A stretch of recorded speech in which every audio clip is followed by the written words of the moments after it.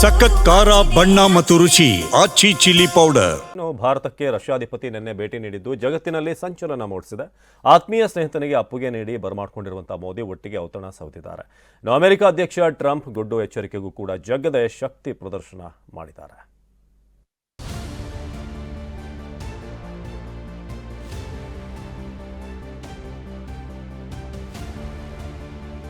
ನೆಚ್ಚಿನ ದೋಸ್ತಿಗೆ ಅಪ್ಪುಗೆ ಸ್ವಾಗತ. ಭಾರತೀಯ ಶಾಸ್ತ್ರೀಯ ನೃತ್ಯಕ್ಕೆ ಪುಟಿನ್ ಫಿದಾ. ಒಂದೇ ಕಾರಲ್ಲಿ ಪ್ರಯಾಣಿಸುತ್ತಾ ದಿಗ್ಗಜರ ಕುಶಲೋಪರಿ. ಬರೋಬ್ಬರಿ 4 ವರ್ಷಗಳ ಬಳಿಕ ಭಾರತಕ್ಕೆ ಹೆಜ್ಜೆ ಇಟ್ಟಿರುವ ರಷ್ಯಾಧಿಪತಿ ಪುಟಿನ್ಗೆ ಸಿಕ್ಕ ಗ್ರ್ಯಾಂಡ್ ವೆಲ್ಕಮ್ ಇದು.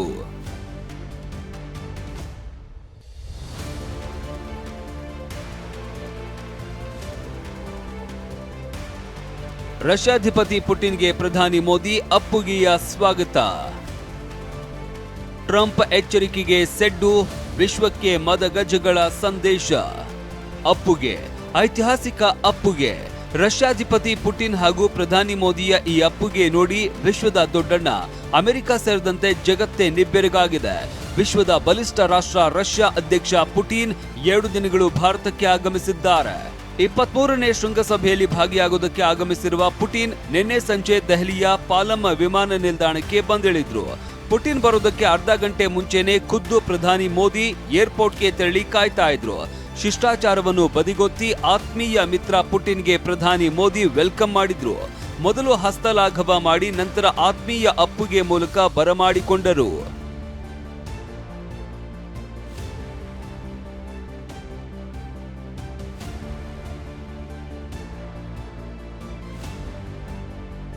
ಪುಟಿನ್ಗೆ ಮೋದಿ ನಿವಾಸದಲ್ಲಿ ವಿಶೇಷ ಭೋಜನ ಕೂಟ.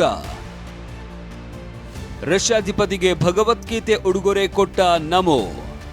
ಮೋದಿ ಹಾಗೂ ರಷ್ಯಾ ಅಧ್ಯಕ್ಷ ಪುಟಿನ್ ಒಂದೇ ಕಾರಲ್ಲಿ ತೆರಳಿದ್ರು.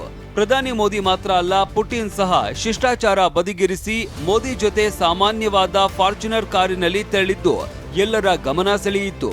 ಇನ್ನು ಲೋಕ ಕಲ್ಯಾಣ ಮಾರ್ಗದಲ್ಲಿ ಇರುವ ತಮ್ಮ ನಿವಾಸದಲ್ಲಿ ಪುಟಿನ್ಗೆ ವಿಶೇಷ ಭೋಜನ ಕೂಟ ಏರ್ಪಡಿಸಿದ್ರು. ಈ ವೇಳೆ ಪುಟಿನ್ಗೆ ನರೇಂದ್ರ ಮೋದಿ ಭಗವದ್ಗೀತೆ ಉಡುಗೊರೆಯಾಗಿ ನೀಡಿದ್ರು.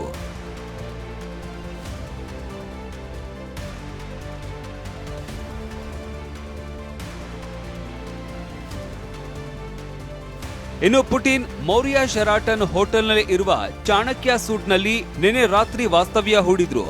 4600 ಚದರ ಅಡಿ ವಿಸ್ತೀರ್ಣದಲ್ಲಿ ಇರುವ ಈ ಸೂಟ್ ರಾಜಮನೆತನದ ವೈಭವ ಮತ್ತು ಭಾರತದ ಸಾಂಸ್ಕೃತಿಕ ಐತಿಹಾಸಿಕ ಪರಂಪರೆ ಒಳಗೊಂಡಿದೆ. ಈ ಸೂಟ್ನ ಬಾಡಿಗೆ ದಿನಕ್ಕೆ 8 ರಿಂದ 10 ಲಕ್ಷ ರೂಪಾಯಿಗಳು. ಎಲ್ಲಾ ಕೊಠಡಿಗಳನ್ನ ಹಲವಾರು ದಿನಗಳ ಮುಂಚಿತವಾಗಿ ಬುಕ್ ಮಾಡಲಾಗಿತ್ತು. ನರಪಿಳ್ಳಿಯು ನುಸುಳದಂತೆ ವ್ಯಾಪಕ ಭದ್ರತೆ ಹಾಕಲಾಗಿದೆ.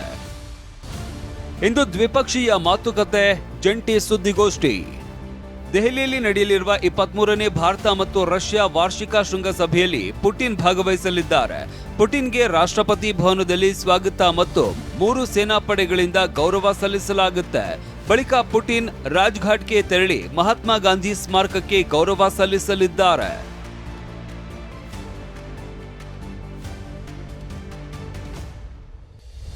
ಇವತ್ತು ಬೆಳಗ್ಗೆ 11:50 ವೇಳೆಗೆ ಹೈದರಾಬಾದ್ ಹೌಸ್ನಲ್ಲಿ ಉಭಯ ನಾಯಕರು ದ್ವಿಪಕ್ಷೀಯ ಮಾತುಕತೆ ನಡೆಸಲಿದ್ದಾರೆ.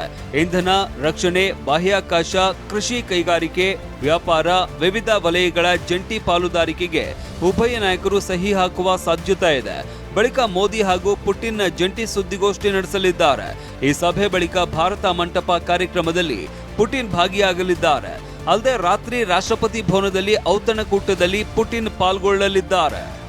ಒಟ್ನಲ್ಲಿ ರಷ್ಯಾಧಿಪತಿ ಪುಟಿನ್ ಭಾರತಕ್ಕೆ ಆಗಮಿಸಿರುವುದು ಇಡೀ ಜಗತ್ತೇ ದಿಟ್ಟ ಕಣ್ಣಿನಿಂದ ನೋಡ್ತಾ ಇದೆ. ವಿಶ್ವದ ದೊಡ್ಡಣ್ಣ ಅಮೆರಿಕದ ಬೆದರಿಕೆಗೆ ಈ ದೋಸ್ತಿ ಜಗ್ಗೋದಿಲ್ಲ ಅನ್ನೋ ಸಂದೇಶ ರವಾನಿಸಲಾಗಿದೆ. Bureau report, TV9.